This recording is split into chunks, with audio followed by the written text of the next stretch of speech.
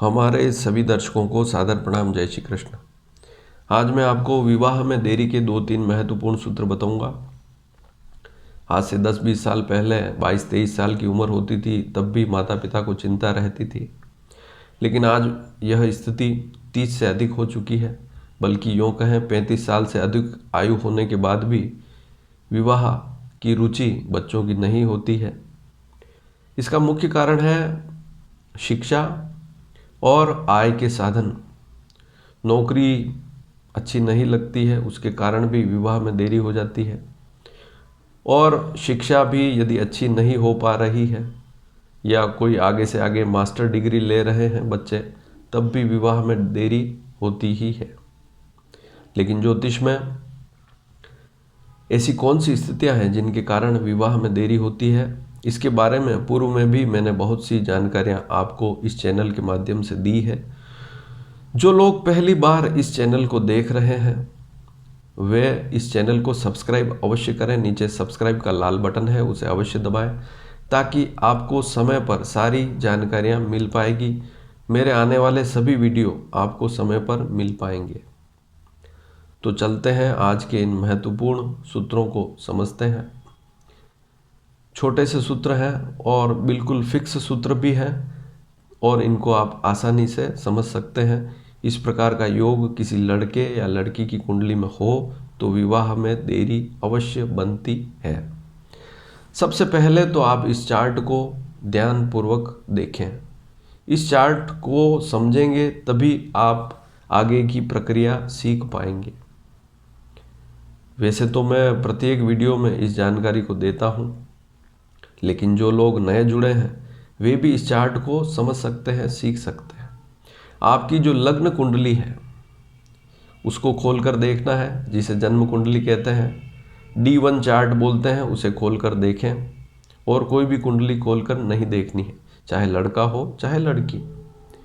जिस किसी के विवाह में देरी हो रही है उसकी लग्न कुंडली खोलकर अवश्य देखें।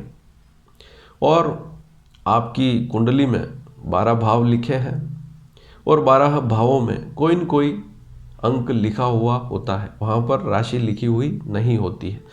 तो यहाँ जो चार्ट है, इस चार्ट में ऊपर आप जो देखेंगे राशियाँ, तो राशियों के अंक भी लिखे हुए हैं। जैसे मेष राशि का 1 अंक है, वृषभ का 2 है, मिथुन का 3 है, कर्क का 4 है और फिर राशियों के स्वामी भी लिखे हुए हैं। हमारी जो कुंडली होती है लग्न कुंडली, उसमें सभी भावों में कोई न कोई राशि लिखी हुई होती है और उस राशि से उसके स्वामी का पता लगाते हैं। यहाँ पर आप देखेंगे कि मेष राशि का 1 अंक है, उसका स्वामी मंगल है। वृषभ राशि का स्वामी शुक्र है और उसका 2 का अंक है। तो आप किसी भी भाव को समझ सकते हैं, उस भाव में कौन सा अंक लिखा हुआ है, उस अंक से उस राशि का पता लगा सकते हैं और उसके स्वामी का भी पता लगा सकते हैं। क्योंकि मैं जो सूत्र आज बता रहा हूँ, इस सूत्र में मैं स्वामी का नाम भी लूँगा।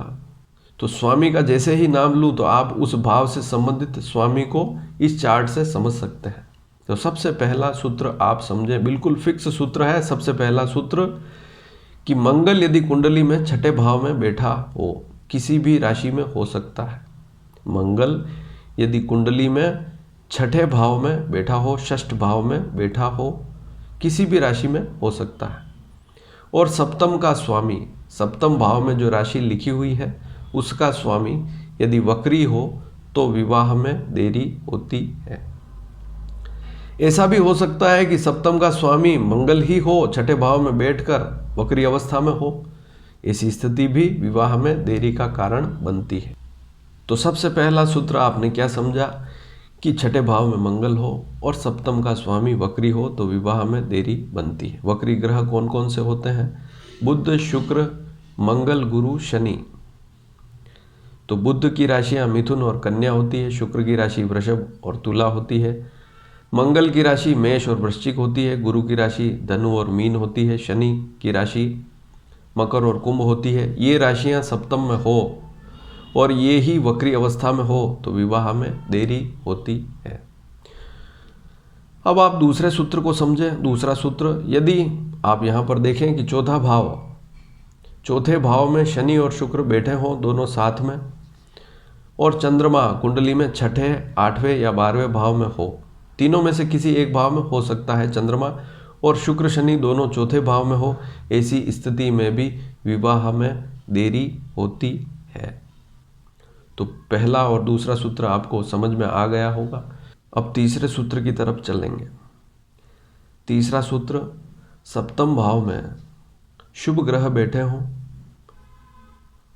या अशुभ ग्रह भी बैठा हो, जैसे मंगल है, शनि है, और शुभ ग्रह में गुरु, शुक्र, बुध, ये 5 प्लेनेट वक्री होते ही हैं। सप्तम भाव में ये पांचों में से कोई भी एक प्लेनेट हो सकता है और वह वक्री अवस्था में बैठा हो सप्तम भाव में, तब भी विवाह में देरी के योग अवश्य बनते हैं। तो बहुत सामान्य से सूत्र आज मैंने आपको बताया। सबसे पहला मैंने सूत्र बताया कि छठे भाव में मंगल हो, किसी भी राशि में हो सकता है, और सप्तम का स्वामी वक्री हो, सप्तम में जो राशि लिखी हुई है उसका स्वामी वक्री हो। दूसरी स्थिति फिक्स है, शनि और शुक्र किसी भी राशि में चौथे भाव में बैठे हों और चंद्रमा छठे, आठवें या 12वें भाव में किसी एक भाव में बैठा हो, ऐसी स्थिति में भी विवाह में देरी बनती है। और तीसरी स्थिति, सप्तम भाव में ये जो 5 ग्रह हैं, बुध, शुक्र, मंगल, गुरु, शनि, इनमें से कोई एक प्लेनेट सप्तम में बैठा हो, वक्री अवस्था में हो, तब भी विवाह में देरी बनती है। वैसे तो सामान्य सा नियम है कि सप्तम का स्वामी भी यदि वक्री हो जाए, मंगल छठे में ना हो, तब भी हमने बहुत सी कुंडलियों में विवाह में देरी के योग देखे हैं। तो यह सामान्य से योग हैं, बहुत सी बार इन्हें हम नज़रअंदाज कर देते हैं और इनके कारण भी विवाह में देरी होती है।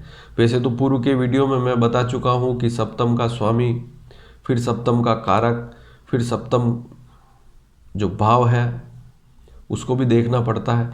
भाव पीड़ित, भाव का स्वामी पीड़ित, भाव का कारक पीड़ित, ऐसी स्थिति में विवाह में देरी भी होती है और वैवाहिक समस्याएं भी होती।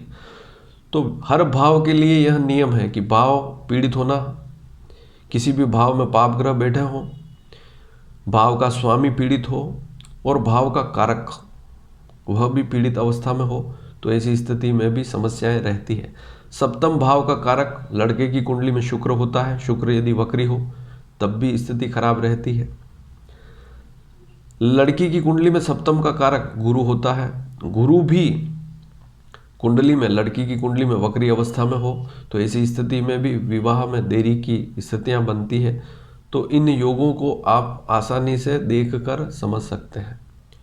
इन 2-3 सूत्रों को तो आपने समझ लिया, लेकिन अब उपाय में क्या करें?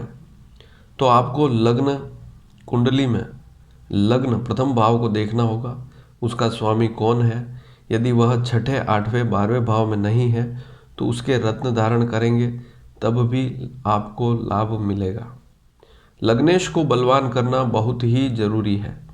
दूसरी स्थिति, भाग्य का जो स्वामी है वह भी यदि छठे, 8वें, 12वें भाव में ना हो, अच्छी स्थिति में है, उसकी डिग्रियां थोड़ी कम है, तो उसका रत्न अवश्य धारण करें, इससे भी लाभ मिलता है। और पंचम का स्वामी, तो लग्न, पंचम और नवम के स्वामी देखें, इनकी स्थिति देखें। इन तीनों में से कोई ऐसा प्लेनेट जो केंद्र में हो, त्रिकोण में हो, छठे, 8वें, 12वें भाव में ना हो, उसकी डिग्री कम है, तब ऐसी स्थिति में उसका रत्न धारण करना भी लाभकारी रहेगा। यदि यह वीडियो आपको पसंद आया हो तो इसे शेयर करना बिल्कुल भी ना भूलें, और जो लोग नए नए जुड़े हैं इस चैनल को सब्सक्राइब करना भी ना भूलें। धन्यवाद। जय श्री कृष्ण।